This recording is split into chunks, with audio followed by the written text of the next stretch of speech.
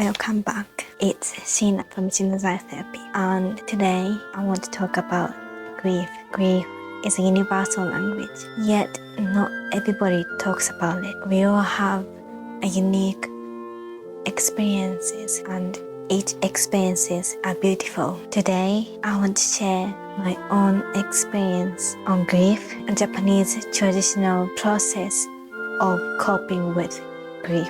The beauty of Japanese tradition behind grief. I am going to share a psychological perspective on grief and how I personally processed the feeling of grief. If you ever lost somebody that is so attached to you, actor, actress, it could be anybody. If you had a deep attachment to somebody, and if the person has passed away and you feel a hole in your heart.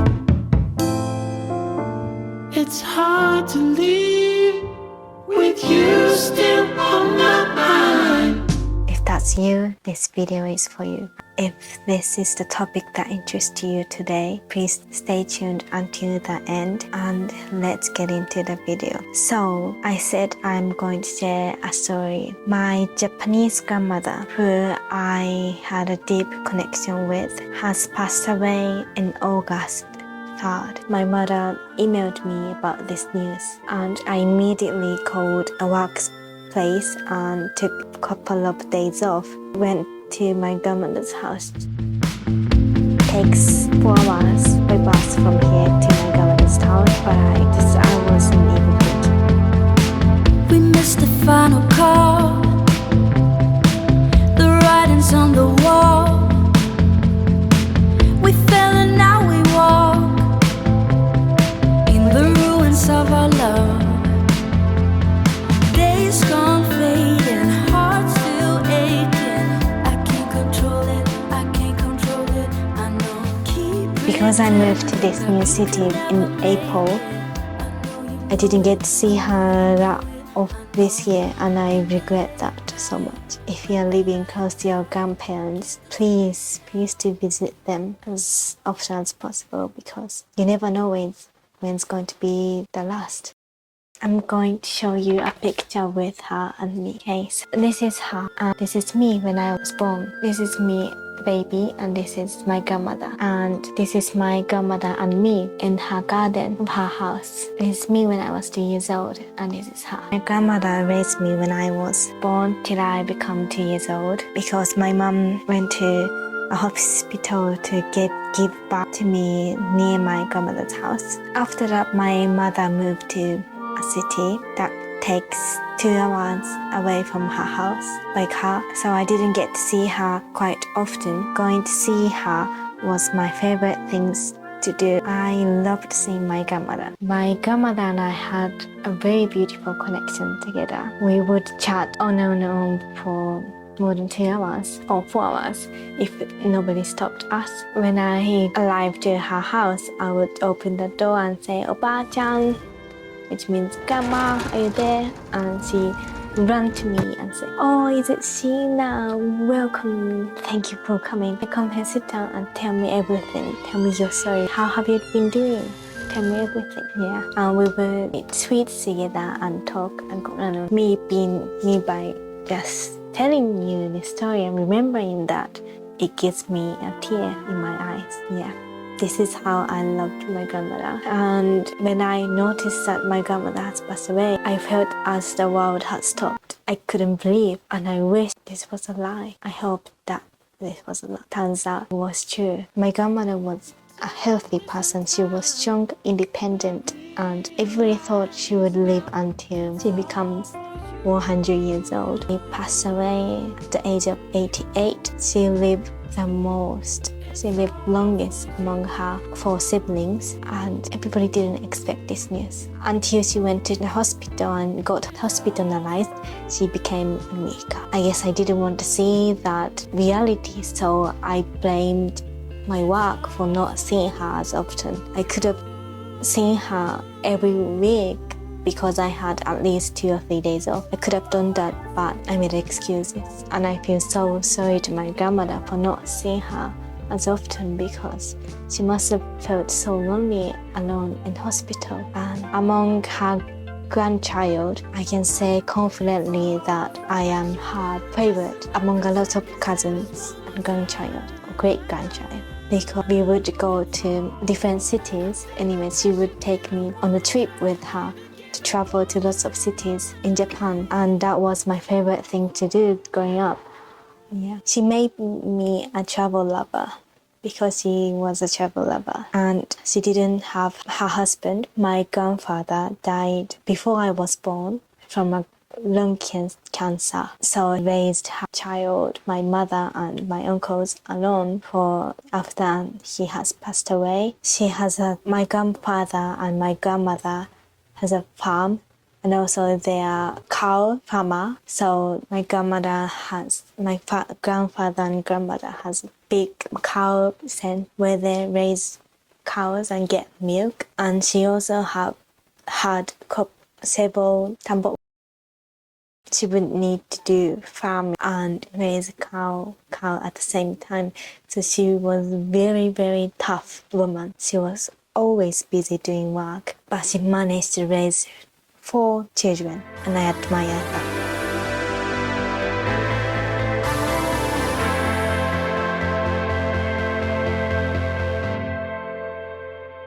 As soon as I arrived to my grandmother's town, heavy rain has begun to rain as the sky was celebrating her death, or maybe was crying so deeply as my grandmother's heart. I took the video, so I'm gonna show you how beautiful the sky was and how amazed I was to feel her. Then I had to meet her.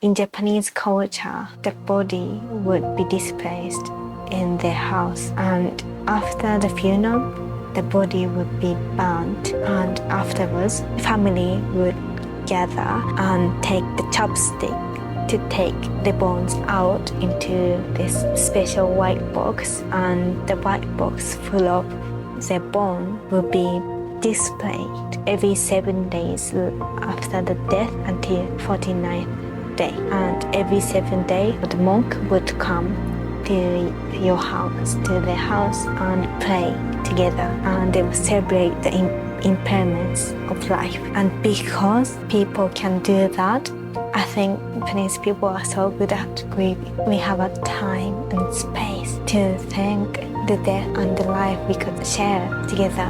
We will hold memory within us and celebrate the death and accept their new being. They become a monk themselves. They become the spirit of the death person becomes a monk themselves. Not monk, but a god. And they will be given a special name for their god name. This is a position, and the name of their god would be displayed on your grave. So the family would meet a new person. Therefore, we go to the grave. Every year for several times, we have a celebration day to celebrate relatives and the past family. That's why there's a word in Japanese called ご先祖様に感謝. So we go to this grave every few times again and pray for them. The season when the sun goes to earth.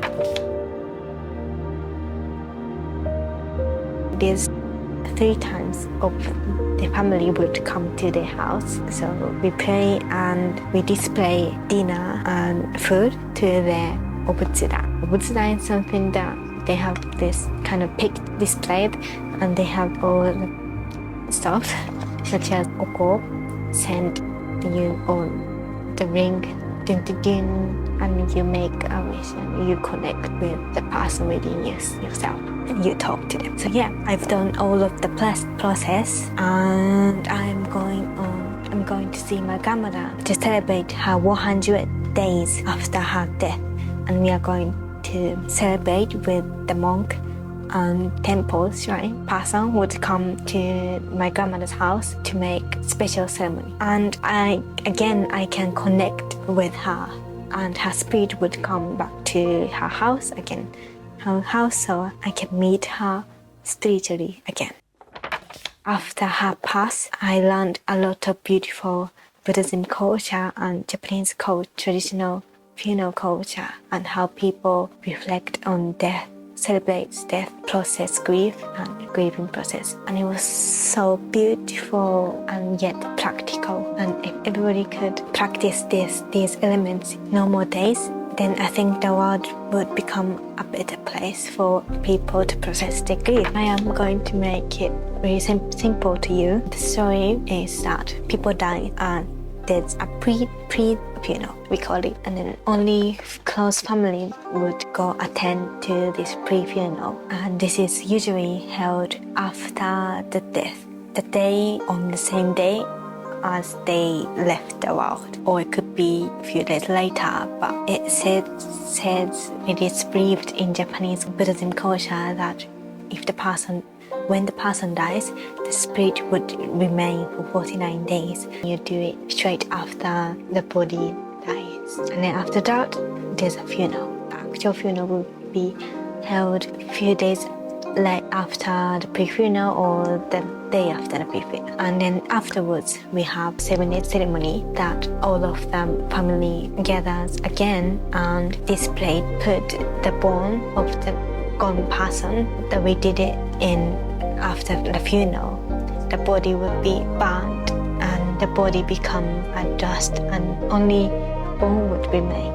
So we put the bone into a special white box, and the white box will be displayed on a 7-day ceremony. Each family has a special Shinto shrine or temple that they believe in. So there'll be a ceremony there by a monk, temple person. And then afterwards, so after 14 days of death, there's another ceremony held in their own house. And every 7 days after the person has died, until 7th of 7 days, which is 49th day, there will be a ceremony each day. Not a ceremony, but event. Yeah, because it's believed that in Japan or in Buddhism, in Shinto, the body would remain in the house for 49 days, and after the 49th day, the God believed in Shinto or Buddhism would decide whether you go to heaven or jigoku.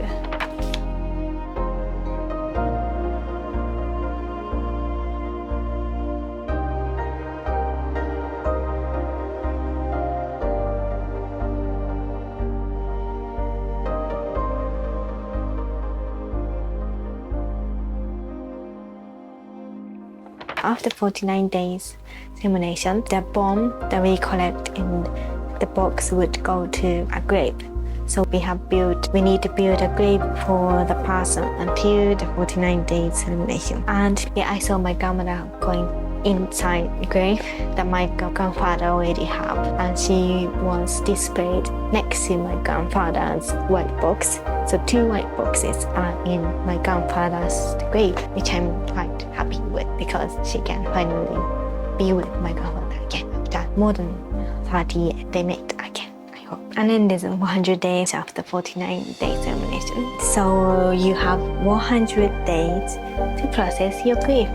And every 7 days after the person has died, you get to connect with the person spiritually and make meaning of their life within you, and create deep, meaningful connection with them and talk to them inside you. I think it's so beautiful. I have one story to tell you. When I went to her 49th-day ceremony in her house, something really strange happened. My grandmother's pic until 49-day nation, and I displayed this grandmother's pic in her house where the ceremony was held. I displayed it on a book, not the bookshelf, but like the shelf, on top of the shelf, and I drew her when she looked really beautiful. She still is beautiful, but when she was confident in herself, and when she was still young, before I was born. Look how beautiful the kimono suits her. She was wearing a gold kimono. The gold was her favorite color because she loved money, and her hair as healthy as you. And this is my grandmother's garden. She had a beautiful, very large garden, and I draw cherry blossom because she loved ohanami, when we go to picnic when the cherry blossoms bloomed. Yeah. So I did this, I drew this, and I displayed it, and something really strange happened. My great auntie told me that when the monk was praying that, and when everybody was praying, this picture decided to cry. All of a sudden, this picture flew to my aunt's place. Like, why? Everybody thought my grandmother is still here, listening to us praying for peace in heaven world. But yeah, it was so beautiful, and I was really relieved that, oh, my grandma seen my art and she must have loved it, so that's why I decided to get this piece of art applied. Yeah, I was really happy. Thank you, grandma. And yeah, it took me quite a time to write this, I don't know, 2 or 3 days, so it was worth a time. And I'm so happy that my grandmother also loved it. Even if her body's not there, her spirit would always remain in her house and on my mind as well. And in my heart as well. Yeah. So that's the end. I would love to know your own personal journey towards grief.